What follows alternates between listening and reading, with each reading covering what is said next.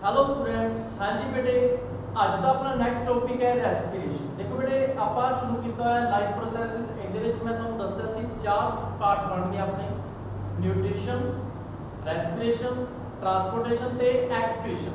हाँ जी बेटे, अपना ਜਿਹੜਾ ਨਿਊਟ੍ਰੀਸ਼ਨ ਫਸਟ ਪਾर्ट है वो कंप्लीट हो चुका है। ਤੇ ਅੱਜ ਆਪਾਂ ਨੈਕਸਟ ਇਹਦਾ ਸੈਕਿੰਡ ਪਾर्ट ਸ਼ੁਰੂ ਕਰਨ ਜਾ ਰਹੇ ਹਾਂ, ਰੈਸਪੀਰੇਸ਼ਨ। ਸਭ ਤੋਂ ਪਹਿਲਾਂ ਤਾਂ ਆਪਾਂ ਨੂੰ ਪਤਾ ਹੋਣਾ ਚਾਹੀਦਾ व्हाट इज ਰੈਸਪੀਰੇਸ਼ਨ। ਰੈਸਪੀਰੇਸ਼ਨ ਕੀ ਹੈ? ਰੈਸਪੀਰੇਸ਼ਨ ਤੇ ਬ੍ਰੀਥਿੰਗ ਦੇ ਵਿੱਚ ਕਈ ਬੱਚੇ ਬਹੁਤ ਕਨਫਿਊਜ਼ ਹੁੰਦੇ ਆ, ਠੀਕ ਹੈ ਬੇਟੇ, ਪਰ ਦੋਨੇ ਦੀ ਡੈਫੀਨੇਸ਼ਨ ਕੀ ਹੈ, ਅਲੱਗ ਹੈ। ਬ੍ਰੀਥਿੰਗ ਜਿਹੜਾ ਸਿੰਪਲ एयर ਨੂੰ ਅੰਦਰ ਲੈ ਕੇ ਜਾਣਾ, ਇਨਹੇਲ ਜਾਂ ਐਕਸਹੇਲ ਕਰਨਾ, ਬਾਹਰ ਕੱਢਣਾ 에ਅਰ ਨੂੰ, ਉਹਨੂੰ ਆਪਾਂ ਬ੍ਰੀਥਿੰਗ ਕਹਿੰਦੇ ਹਾਂ। ਉਹ ਸਾਹ ਲੈਣਾ, ਗੈਸਿਸ ਨੂੰ ਅੰਦਰ ਲੈ ਕੇ ਜਾਣਾ, ਗੈਸਿਸ ਨੂੰ ਬਾਹਰ ਛੱਡਣਾ, ਇਹਨੂੰ ਆਪਾਂ ਕੀ ਕਹਿੰਦੇ ਹਾਂ, ਬ੍ਰੀਥਿੰਗ ਕਹਿੰਦੇ ਹਾਂ ਨੋਰਮਲ। ਤੇ ਰੈਸਪੀਰੇਸ਼ਨ ਕੀ ਹੁੰਦਾ ਹੈ? ਰੈਸਪੀਰੇਸ਼ਨ ਹੁੰਦਾ ਹੈ ਬੇਟੇ, it is a process in which oxidation of glucose, ठीक है, oxidation of glucose occurs in the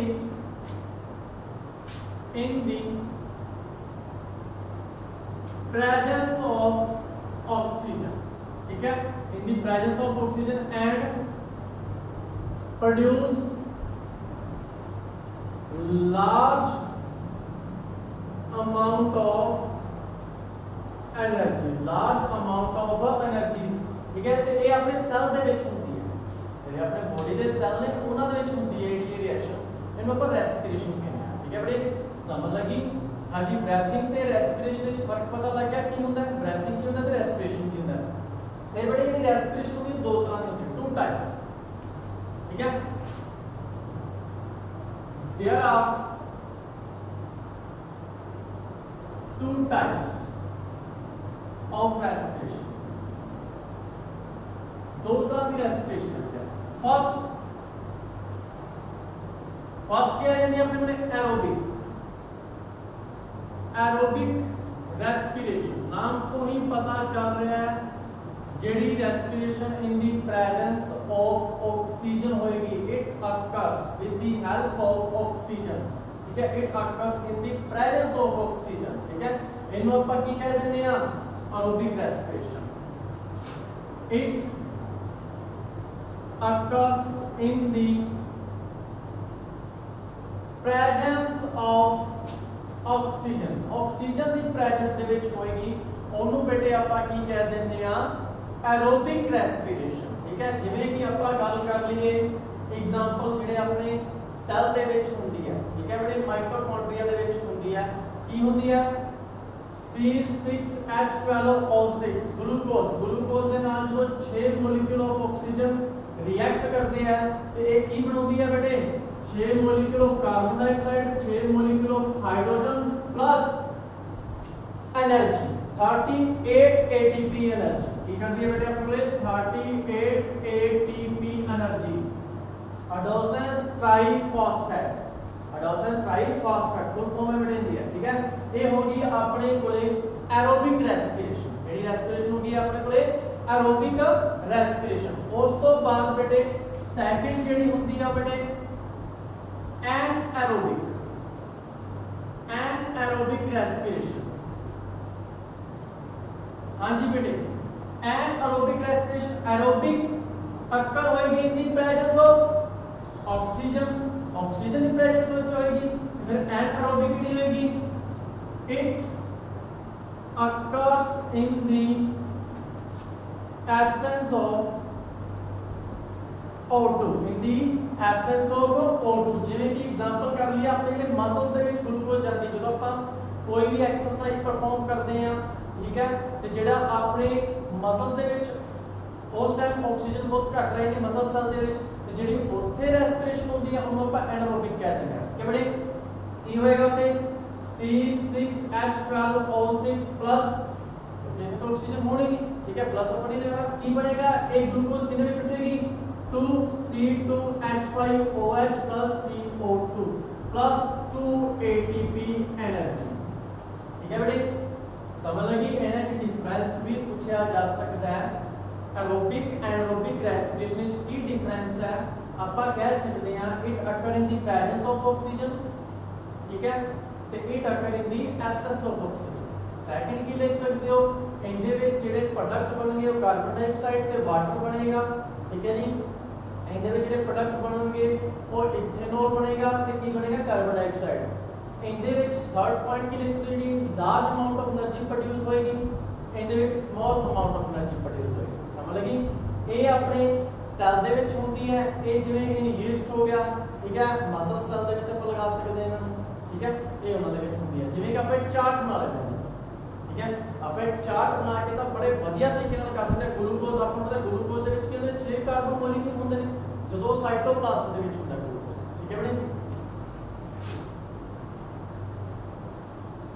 glucose 6 carbon molecule, ठीक है बेटे। तो ਜਦੋਂ ਇਹ इन साइटोप्लाज्म, ठीक है, साइटोप्लाज्म में जाके एक की होता 3 कार्बन में जुड़ जाता है, कितने ਵਿੱਚ प्यूरिफाइड मतलब 3 कार्बन में जुड़ जाता है।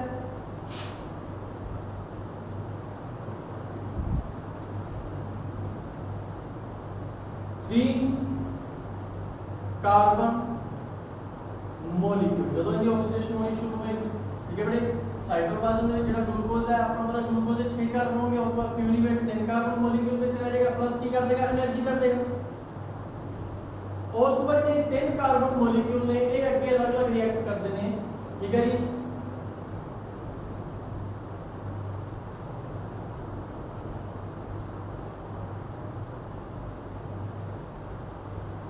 ਜਿਵੇਂ ਕਿ ਆਪਾਂ ਫਸਟ ਕਰ ਲਈਏ ਇਹਦੇ ਵਿੱਚ ਵਿਦਆਊਟ ਆਕਸੀਜਨ ਕਰ ਲਈਏ, ਇਨ yeast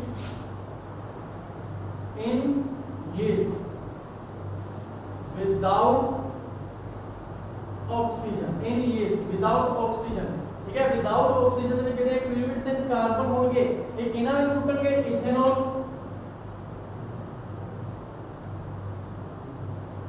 ethanol plus carbon dioxide, CO2 ਦੇ ਵਿੱਚ कार्बन डाइऑक्साइड ਤੇ ਪਲੱਸ એનર્ਜੀ, ਪਲੱਸ ਕੀ ਨਿਕਲੇਗੀ ਇਹਦੇ ਵਿੱਚ, એનર્ਜੀ ਨਿਕਲੇਗੀ, ਠੀਕ ਹੈ ਬੇਟੇ। ਸਮਝ ਲੱਗੀ? ਇਹਦੇ ਵਿੱਚ 2 ਕਾਰਬਨ ਆ ਜਾਣਗੇ ਮੋਲੀਕੂਲ, ਕਿੰਨੇ ਕਾਰਬਨ ਆ ਜਾਣਗੇ ਆਪਣੇ ਕੋਲੇ, 2 ਕਾਰਬਨ ਮੋਲੀਕੂਲ। ਉਸ ਤੋਂ ਬਾਅਦ ਜੇ ਆਪਾਂ ਗੱਲ ਕਰੀਏ ਇਨ ਮਸਲਸ, ਇਨ ਮਸਲ ਸੈਲ ਇੱਥੇ ਵੀ ਆਕਸੀਜਨ ਬਹੁਤ ਘੱਟ ਹੋਏਗੀ, ਠੀਕ ਹੈ, ਜਦੋਂ ਆਪਾਂ ਐਕਸਰਸਾਈਜ਼ ਪਰਫਾਰਮ ਕਰਦੇ ਹਾਂ विदाउट ऑक्सीजन, ठीक है बेटे। ये लैक्टिक एसिड ते एनर्जी में टूटती है, कितने में टूटती है, लैक्टिक एसिड जेड़ा पसीना होता है बेटा अपना ਉਹਨੂੰ लैक्टिक एसिड बोलते हैं, प्लस एनर्जी, जेड़ा ना थर्ड हो गया पार्ट, जिਵੇਂ कि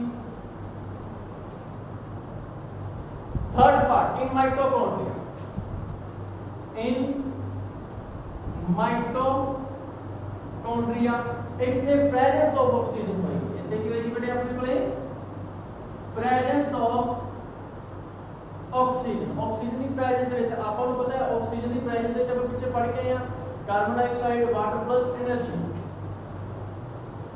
carbon dioxide plus water plus energy. हाँ जी बेटे ये 3 प्रोसेस हो गए। ये डायग्राम हो गया, glucose 6 carbon C in cytoplasm, purified 3 carbon molecule plus energy.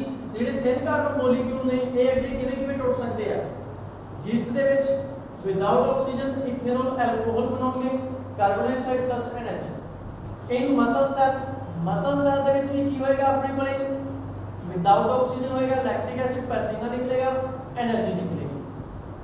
In mitochondria presence of oxygen, carbon dioxide, water plus energy. देखो बेटा जिन्हें आ दो रिएक्शंस ने, ठीक है, ये दो रिएक्शंस हो गई in yeast in muscle cell दे विच में ये होंगे ने एनारोबिक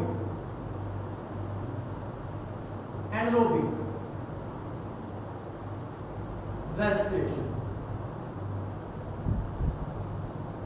ये दोनों ते जेडी आपने कोले आ वाली होएगी एक की होएगी अपने कोले एरोबिक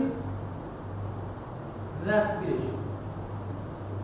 ये समझ लगे ना, डिफरेंस भी पूछा जा सकता है। बहुत सिंपल या टॉपिक है रेस्पिरेशन वाला, एरोबिक ते एनारोबिक पहला तो रेस्पिरेशन की डेफिनेशन आ जाएगी, ठीक है।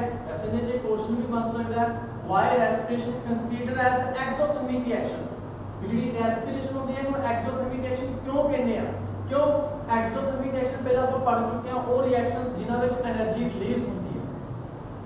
इस रिएक्शन ਦੇ ਵਿੱਚ ਕੀ ਹੋ ਰਹੀ है एनर्जी प्रोड्यूस हो रही है, इस करके रेस्पिरेशन की होगी एक्सोथर्मिक रिएक्शन होगी, ठीक है। डेफिनेशन पूछी जा सकती है, क्वेश्चन पूछा जा सकता है, फिर इनके टाइप्स पूछे जा सकती है, एरोबिक की होगी एनारोबिक, इन्हें डिफरेंस पूछा जा सकता है। इफ आप अपने लिए इस चार्ट भी पूछा जा सकता है, ठीक है बेटे। भी एनारोबिक ਦੇ ਵਿੱਚ ਕਿਹੜੇ-ਕਿਹੜੇ ਆ ਗਏ ਆਪਣੇ ਰੀਜਿਸਟਰ ਜਾਂ ਮਸਲ ਸੈਲ ਦੇ ਵਿੱਚ, ਤੇ ਐਰੋबिक ਦੇ ਵਿੱਚ ਕੀ ਆ ਗਈ ਇਨ ਮਾਈਟੋਕੌਂਡਰੀਆ ਸੈਲ ਦੇ ਵਿੱਚ ਜਿਹੜਾ ਹੁੰਦਾ, ਠੀਕ ਹੈ ਬੇਟੇ। ਸਮਝ ਲੱਗੀ ਇਹ ਸੀ ਬੇਟੇ ਅੱਜ ਦਾ ਟੌਪਿਕ, ਠੀਕ ਹੈ। आई होप ये भी टॉपिक ਤੁਹਾਨੂੰ ਵਧੀਆ ਸਮਝ ਲੱਗਿਆ ਹੋਵੇਗਾ। ਓਕੇ ਬੇਟੇ, ਥੈਂक यू।